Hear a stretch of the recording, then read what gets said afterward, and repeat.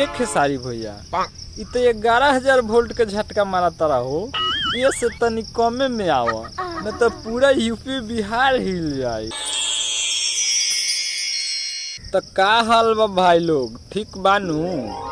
आज हम बात करे वाला बानी पावर स्टार पवन सिंह और खेसारी भैया के बारे में। तो भाई लोग वीडियो के शुरू से लास्ट तक ले देखिए लोग, काहे कि आज के वीडियो नु कुछ ज्यादा ही गड़फार होके वाला बा।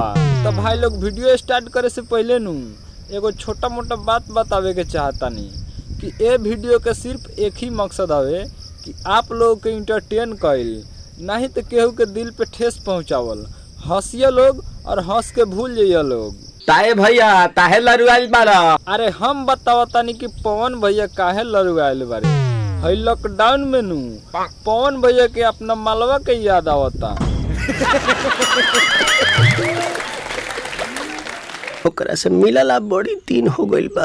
अच्छा ते पवन भैया के कहना मानू कि ओकरा मिलला बहुत दिन हो गइल बा। तो हम कहेम नु कि ए पवन भैया तू खेसारी भैया के जोगार अपनावा आ कबारी वाला साइकिल लेके नु अपना मलिया के दर्शन करावो।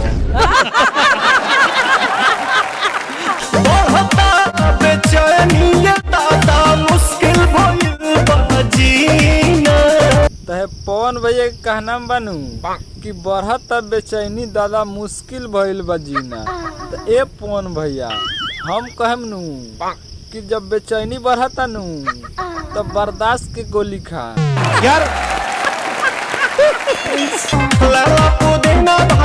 के हसीना। अच्छा तो पवन भैया नु पुदीना बेचे गेल बारे वो हसीना के चक्कर में। तो ए पवन भैया जब ओकर भाई मार के तोर पसीना छोड़ावे लगी नु तो खसके लगी तोरा गोर के नीचे से जमीना। रे रबिया नायिका रे। तो ए पवन भैया आई नु जब ओकरा कानवा में भीतर ले जाई तबे नु आई। काहेला आइल बड़ा मिले हो, भीतर से मन हमर हिले हो। अच्छा तो भौजी के कहना बानू कि काहेला आइल बड़ा मिले हो, भीतर से मन हमर हिले हो। तब भाई लोग तोनी के देखला के बाद नु थाह लागिए गलो कि भौजी के मन हिलता आ कि भौजी के दोनों इंडिकेटर सिग्नल देता। जाए निरदैया आ जाई है भैया। अरे भागा ये पवन भैया न तो ओकर भैया आ जाइए नु तो सरवा कसैया लेखा काटे लगी। अच्छा तो अब बारी आइल बानू खेसारी भैया के। तो लगाओ रे सरवा कैमरा में खेसारी भैया के 2-4 गो क्लिप। जाने हम बारूद हैं बारूद। अच्छा तो खेसारी भैया के कहे के मतलब बानू कि जानी हम बारूद है बारूद। तो बारूद बारानू तो जा होने बॉर्डर पर लड़ाई कर का है घर में गोजर लेखा खुर खुर कैले बारा। मिली ना ऊंची झवा जवन तोहरा चाहे। अच्छा तो भौजी के कहना बानू कि मिली नहीं चीजवा जवन तोहरा चाहे। तो काहे ए भौजी एकरो लॉकडाउन में रेट बढ़ गइल बा का यार?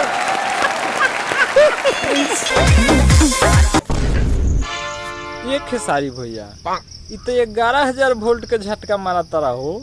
ये से तनी कमे में आवा न तो पूरा यूपी बिहार हिल जाए।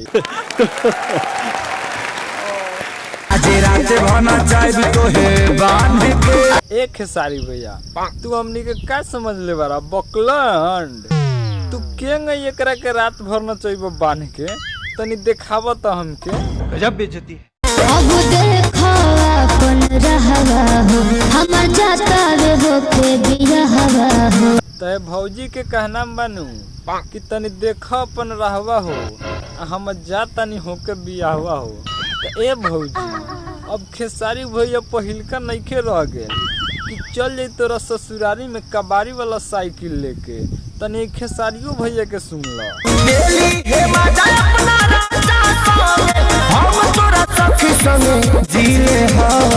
अच्छा अब खेसारी भैया नु इतनी गरी 5G के स्पीड से चलता रे, काहे कि अब पहिल के जमाना न रह गए कि खेसारी भैया कहिए जाए से पहले ससुरवा अपना सखी से सेटिंग करा के जा।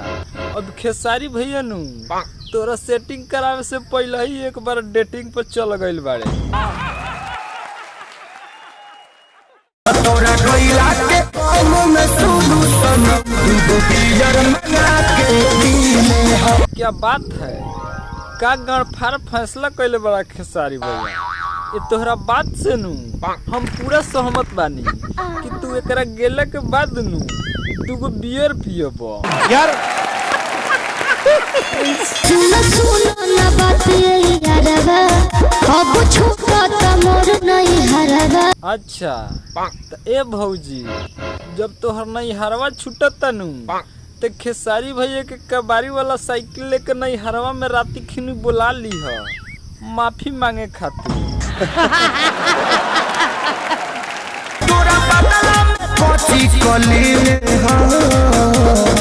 अच्छा तो एक खेसारी भैया हई छौड़ी तोरा कच्ची कली लागता, हमके लागता नु कि 5-6 गो इनार के पानी सुरुक गइल बिया।